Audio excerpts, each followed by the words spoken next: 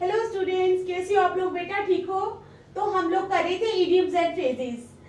तो स्टार्ट करें। आप लोगों को जो मैंने इडियम्स एंड फ्रेजेस करवाए थे उनको रिवाइज किया आप लोगों ने? तो स्टार्ट करने से पहले मेरी आप लोगों से ये रिक्वेस्ट है कि प्लीज मेरे चैनल को लाइक और सब्सक्राइब जरूर करें। तो चलो स्टार्ट करते हैं। हमारा फर्स्ट इडियम है टू क्लियर द डेक्स। क्या है? To clear the decks. To clear the decks का क्या मतलब होता है? टू क्लियर द डेक्स का मतलब होता है to get ready for an action और event. To get ready for an action और इवेंट। समझ आई आपको? टू क्लियर द डेक्स का क्या मतलब होता है? To get ready for an action और इवेंट। किसी एक्शन या इवेंट के लिए तैयार रहना। टू क्लियर द डेक्स का मतलब है to get ready for an action और इवेंट। किसी एक्शन या इवेंट के लिए तैयार रहना। तो हमारा सेंटेंस क्या बनेगा? हमारा सेंटेंस बनेगा the study table looks very unorganised. The study table looks very unorganized. ठीक है? The study table looks very unorganized. Let's clear the deck first and then we can start studying. Let's clear the deck first. चलो पहले हम deck क्या करें? Clear करें deck को। ठीक है? And then we can start studying. And then we can start studying. तो समझ आई आपको क्या है इडियम? हमारा इडियम है to clear the decks. To clear the decks का मतलब होता है to get ready for an action और इवेंट। किसी एक्शन या इवेंट के लिए तैयार रहना। तो सेंटेंस क्या बनेगा हमारा? The study table looks very unorganised. ये जो स्टडी टेबल है ये बहुत ऐसे अनऑर्गेनाइज्ड। अनऑर्गेनाइज्ड क्या होता है? कोई किताब यहाँ पढ़ी है, कोई किताब यहाँ पढ़ी है, पता ही नहीं है कि क्या हो रहा है। नेचुरली अगर ऑर्गेनाइज्ड वे में हो तो हमें पता होता है हमारी यहाँ पे नोटबुक्स है, हमारी यहाँ पे बुक्स है, यहाँ पर पेन्स रखे हैं, यहाँ पर पेंसिल्स है, तो सब ऑर्गेनाइज्ड होता है। लेकिन कहते हैं कि the study table looks very unorganised, let us clear the deck first. चलो पहले हम डेक को क्लियर करें, मींस एक्शन ले और उसको साफ करें and then we can start studying. और फिर हम स्टडी स्टार्ट कर सकते हैं। तो आप भी जब स्टडी करते हो तो अपने स्टडी टेबल को पहले ऑर्गेनाइज्ड वे में रखते हो या नहीं? करते हो ना आप भी साफ? तो आप भी डेली इसको साफ किया करो, ऑर्गेनाइज्ड वे में रखा करो। नेक्स्ट इडियम, अब आ जाओ। Jam on your face. क्या है? Jam on your face. Jam on your face का मतलब होता है फाउंड गिल्टी। क्या है? Found guilty. शर्म महसूस करना या अपने आप में गिल्टी महसूस करना। Jam on your face. तो इसका सेंटेंस बनेगा, क्या बनेगा इसका sentence? Richa had jam on her face. Richa had jam on her face. Richa had jam on her face as she found herself caught. As she found herself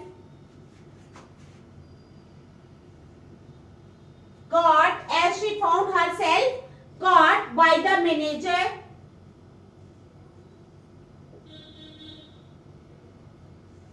By the manager for misusing the critical data. For misusing the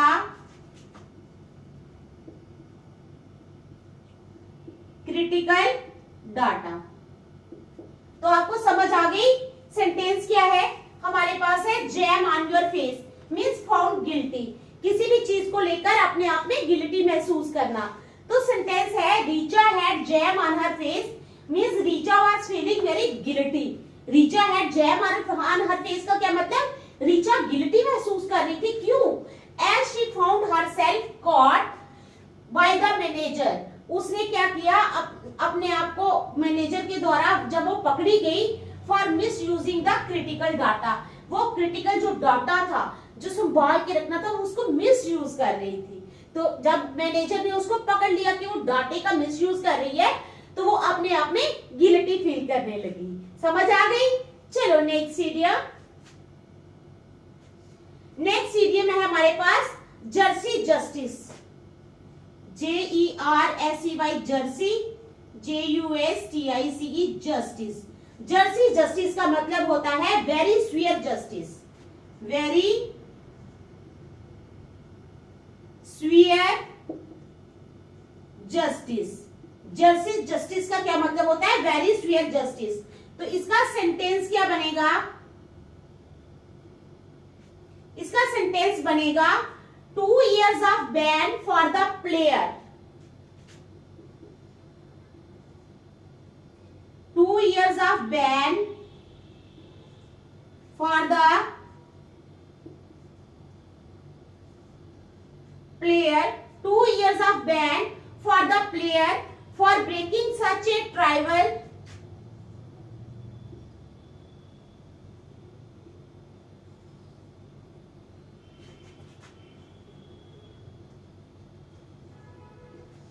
for breaking such a tribal rule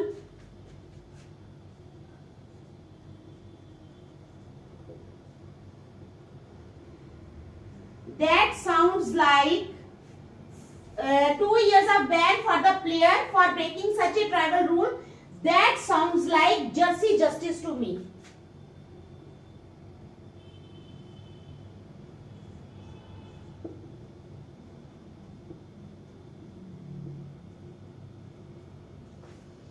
ठीक है, तो क्या है, very severe justice, 2 years of ban for the player for breaking such a tribal rule that sounds like Jersey justice to me। कहता है कि अगर player जो है वो कोई रूल को ब्रेक करता है तो उसको 2 years का बैन उस पे लग जाता है, यानी वो खेल नहीं सकता। तो ये क्या है, ये एक बहुत ही स्वीयर जस्टिस है। ये क्या है, कोई भी प्लेयर अगर रूल वायलेट करता है तो उस पे 2 years का बैन लग जाता है। तो ये एक बहुत ही स्वीयर जस्टिस है। चलो फोर्थ वन, अब आ जाएगा jockey for position, jockey for position. Jockey for position का क्या मतलब है, JOC के jockey for position means struggling for the same opportunity, struggling for the same opportunity, struggling for the same opportunity, jockey for justice, jockey for position means struggling for the same opportunity। अब है Brijesh was behind the 2 riders, sentence बनेगा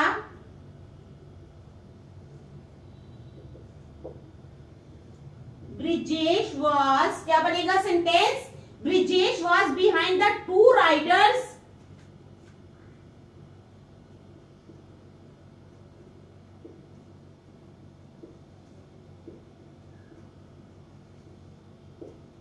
in a 100 meters race but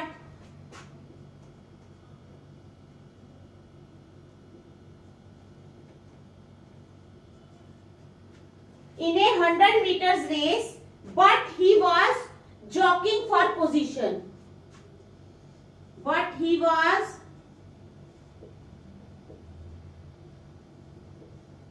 jockeying for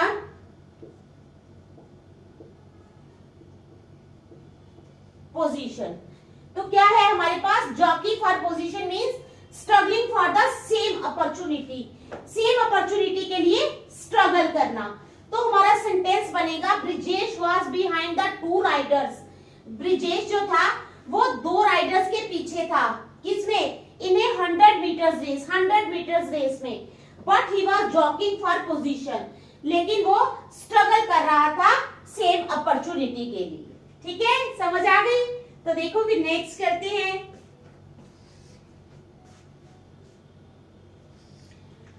in idioms को आप अच्छी तरह घर में revise किया करो, जो मैं करवा रही हूं। ठीक है,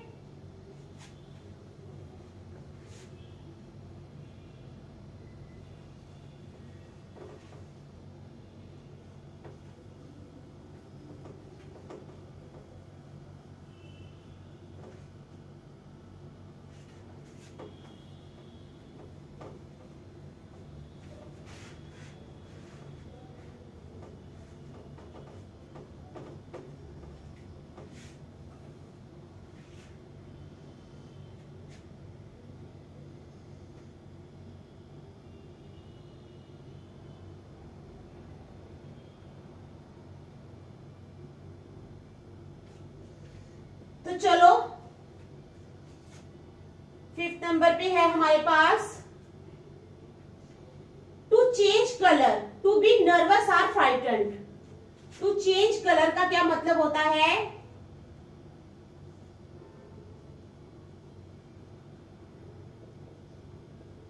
to be nervous are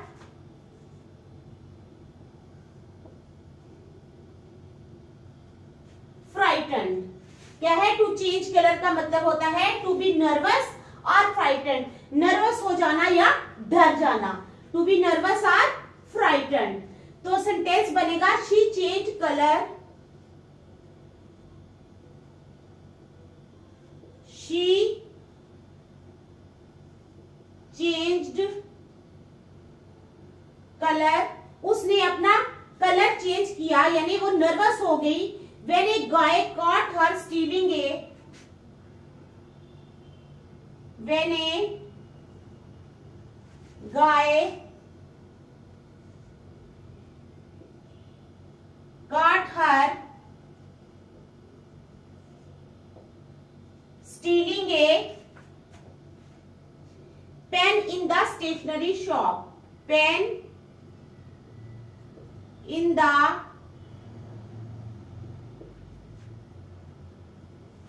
stationary shop. आई समझ, क्या है हमारे पास, to change colour, to change colour means to be nervous और फ्राइटेंड, डर जाना या घबरा जाना।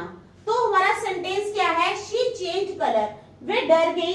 व्हेन ए गाय, जब एक लड़के ने कॉट हर स्टीलिंग, उसको पकड़ लिया, क्या करते हुए, stealing a pen in the stationery shop, stationery shop में एक पेन चुराते हुए उसको पकड़ लिया, तो वो बहुत ज्यादा नर्वस हो गई।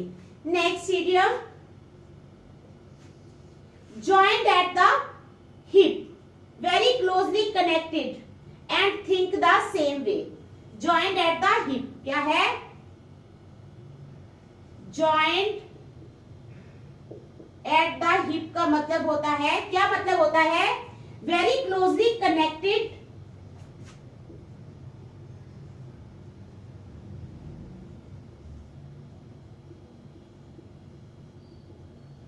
very closely connected and think the same way, and think the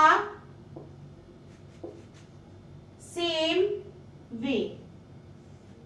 आई समझ, क्या मतलब है, ज्वाइंट एट द हिप का मतलब होता है वेरी क्लोजली कनेक्टेड, बहुत क्लोजली कनेक्ट जो हो जाता है, एंड थिंक द सेम वे, और सेम तरीके से सोचना। तो सेंटेंस क्या बनेगा हमारा, हमारा सेंटेंस बनेगा Shriya and Riddhi joint eight the hip. क्या है, Shriya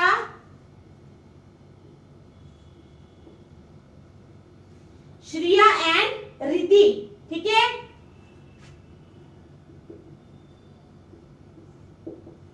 joint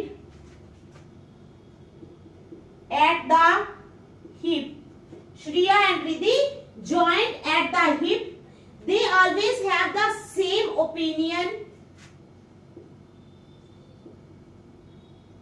They always have the same opinion.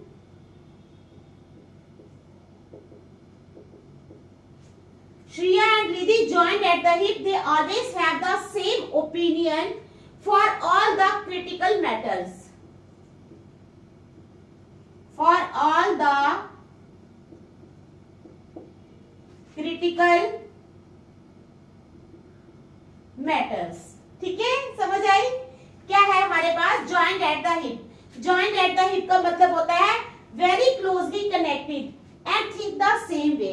बहुत ज्यादा क्लोजली एक दूसरे से कनेक्ट जो हो जाता है और एक think the same way, same तरीके से सोचना।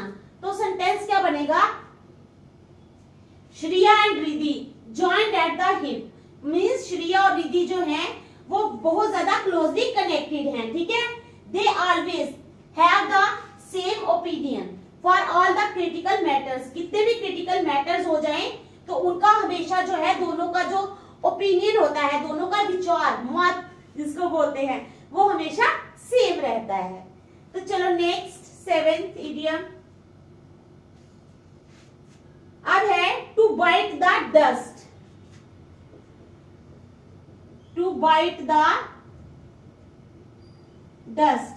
टू बाइट द डस्ट का क्या मतलब है? टू बाइट द डस्ट का मतलब होता है to suffer defeat.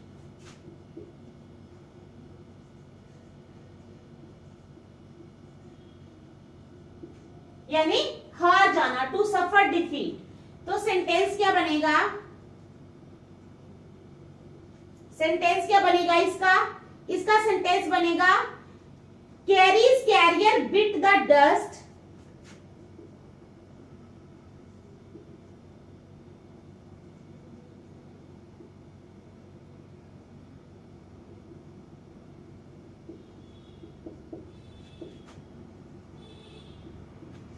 Carries career.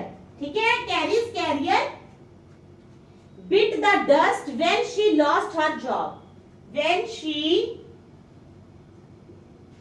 lost her job. ठीक है, तो Carrie's career bit the dust. Carrie's के कैरियर ने, कैरी किसी का नाम है, कैरीज के कैरियर ने क्या किया? डिफीट महसूस की, अपनी हार महसूस की। When she lost her job, जब उसने अपनी जॉब खो दी। जब कोई अपनी जॉब जो है वो खो देता है तो उसको अपनी हार महसूस होती है। वो सोचता है कि हाय मैं तो जिंदगी में हार गया, मेरी जॉब भी चलेगी, अब मैं क्या करूंगा। तो यही सेंटेंस वो बोल रहा है, Carrie's career bit the dust when she lost her job. Next है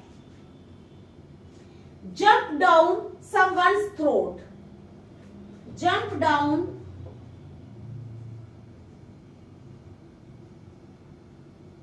someone's throat. तो jump down someone's throat का क्या मतलब होता है? To criticize someone. To criticize someone. किसी को क्रिटिसाइज करना। Jump down someone's throat means to criticise someone, किसी को क्रिटिसाइज करना। Radha has been very short tempered. Sentence क्या बनेगा? Radha has been very short tempered.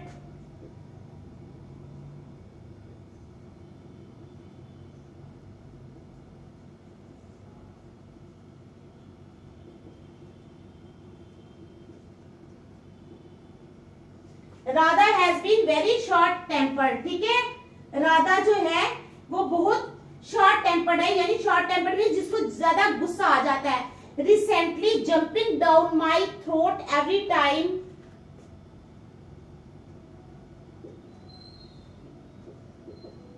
Jumping down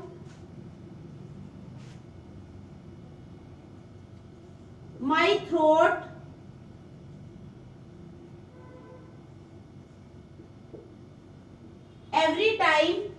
jumping down my throat every time when I try to express my opinion. When I try to express my opinion. ठीक है, समझ आ गई? तो क्या है, jump down someone's throat means to criticise someone, किसी को criticise करना. सेंटेंस क्या बनेगा, Radha has been very short tempered recently.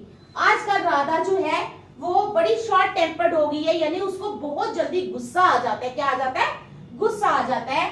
Jumping down my throat every time means criticise करती है. माई थ्रोट मीन्स मेरे को वो क्रिटिसाइज करती है हर बार. When I try to express my opinion, यानी जब भी मैं कोई अपनी बात या अपने विचार उसके आगे रखती हूँ तो वो हर बार क्या करती है, मुझे क्रिटिसाइज करती है.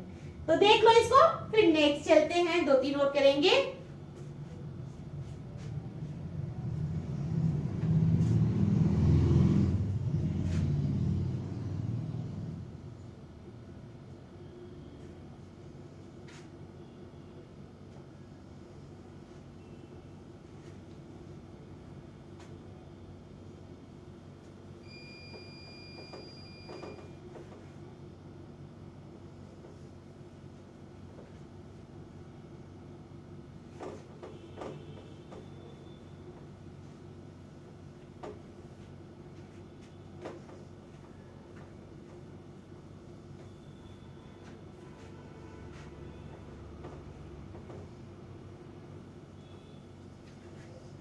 चलो अब आ गया 9th वाला इडियम, जंप शिप.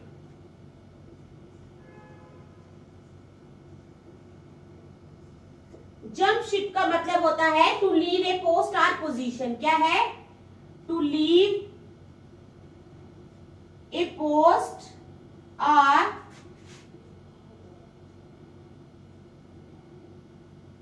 पोजीशन. ठीक है, to leave a post or position. Post, कोई पोस्ट या पोजीशन जो है वो छोड़ देना, उसका मतलब होता है जंप शिप. क्या मतलब होता है, जंप शिप. तो सेंटेंस क्या बनेगा इसका,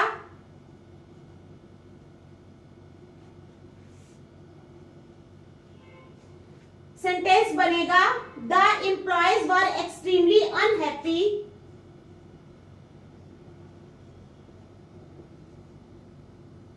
The employees were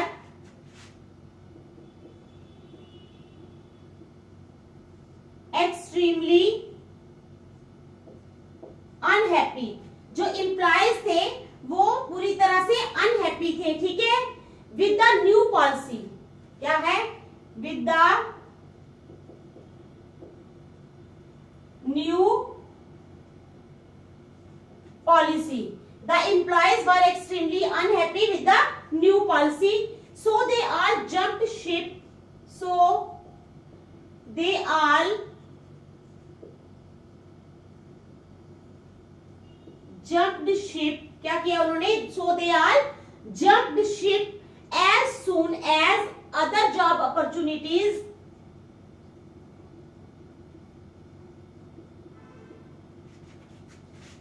as soon as other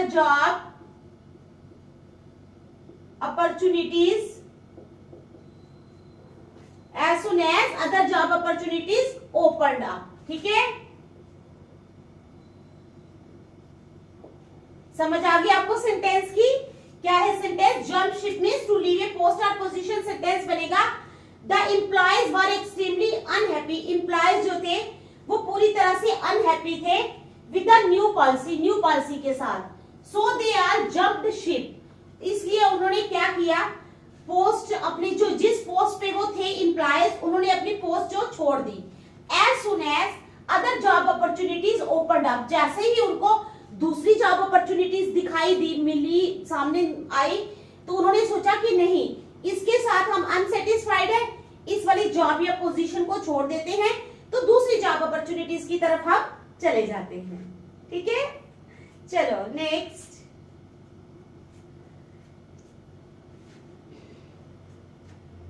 अब है jump the broom. Jump the broom का क्या मतलब होता है? टू मैरी, क्या करना? शादी करना, टू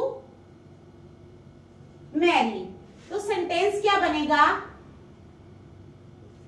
सेंटेंस बनेगा after 6 years of relationship, after 6 years of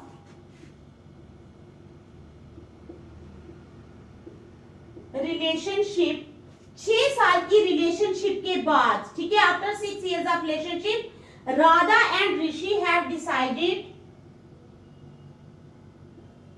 Radha and Rishi have decided, Radha and Rishi have decided to jump the broom, to jump the broom. ठीक है, समझ आ गई आपको? जंप द ब्रूम का क्या मतलब होता है? टू मैरी, यानी शादी करना। तो सेंटेंस बनेगा आफ्टर 6 years ऑफ रिलेशनशिप, 6 साल की रिलेशनशिप के बाद राधा एंड ऋषि, राधा और Rishi have decided to jump the broom, उन्होंने डिसाइड किया है कि 6 साल की रिलेशनशिप के बाद वो शादी कर लेंगे। समझ आ गई? चलो नेक्स्ट। अब है जंप द गन। क्या है? Jump the gun. Jump the gun का क्या मतलब होता है? Start doing something before the appropriate time, start doing something before the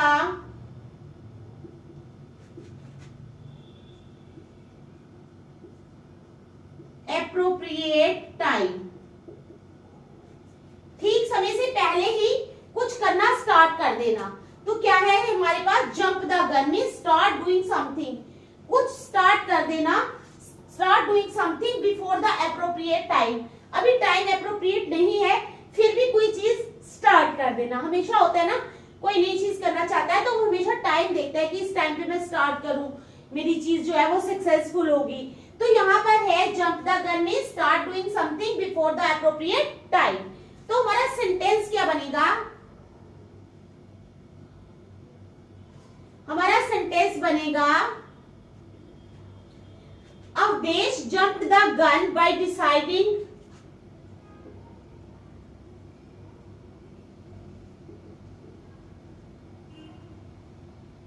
Awadhesh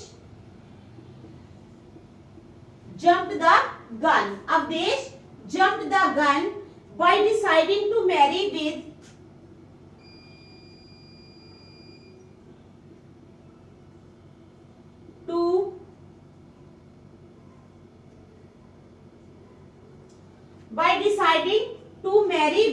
ठीक है, by deciding to marry with Aanchal because they have just met.